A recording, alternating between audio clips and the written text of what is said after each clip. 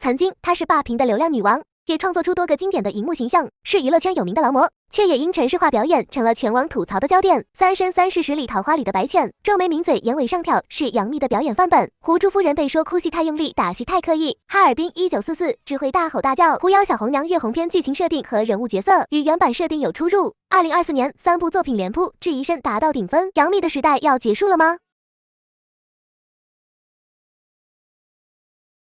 ？2024年播了杨幂的3部剧，第一部《哈尔滨1944》，杨幂首次转型特工角色，但演技被批僵硬浮夸，情绪失控。怎么回事？闭嘴！你怎么不拿个喇叭去喊啊？结果收视率高开低走，遭遇口碑滑铁卢。紧接着上映了电影《没有一顿火锅解决不了的事》，上映3天票房不足6000万，紧急撤档。最后是古装仙侠剧《狐妖小红娘》，特效虽然拉满，但因被吐槽角色没层次、没有灵气，老了还装嫩，演技模式化等等，市场效果未达预期，成了2024年古装剧口碑倒数。所以杨幂被贴上了3扑街的标签。面对争议，她没有辩解，只在采访里说：“工作都要接受审判，不是只有演员接受审判，每一个人的每一份工作都在接受审判。”不能只拿工资不接受审判。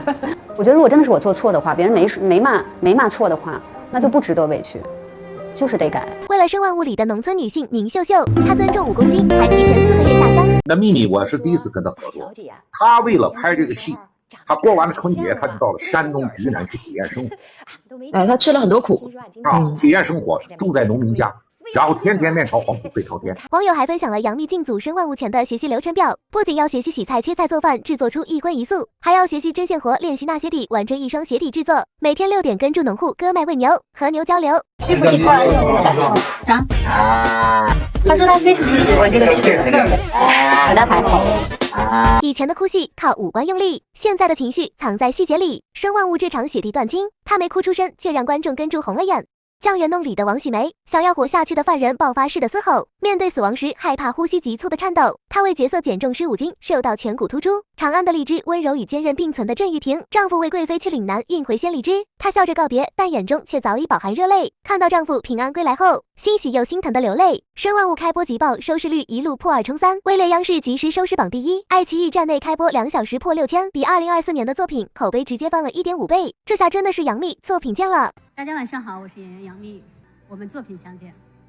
8月19日，《生万物》即时收视率破4，打破央八今年分值纪录，爱奇艺热度已达到历史第2。杨幂还正好解锁了第100套高定，拿下马吉拉最新季高定的全球曝光，剧创新高加顶级高定好消息铺天盖地的袭来。曾经骂她的人开始重新认识演员杨幂，观众的评价从吐槽变成共情。有人在宁秀秀身上看到了农村女性的坚韧，有人被她的不刻意打动。当大家开始讨论角色而非八卦，这场逆袭才算真的成了。38岁的杨幂终于找到了演员的本质。她极聪明的一个人，这个是我完全没有想到的。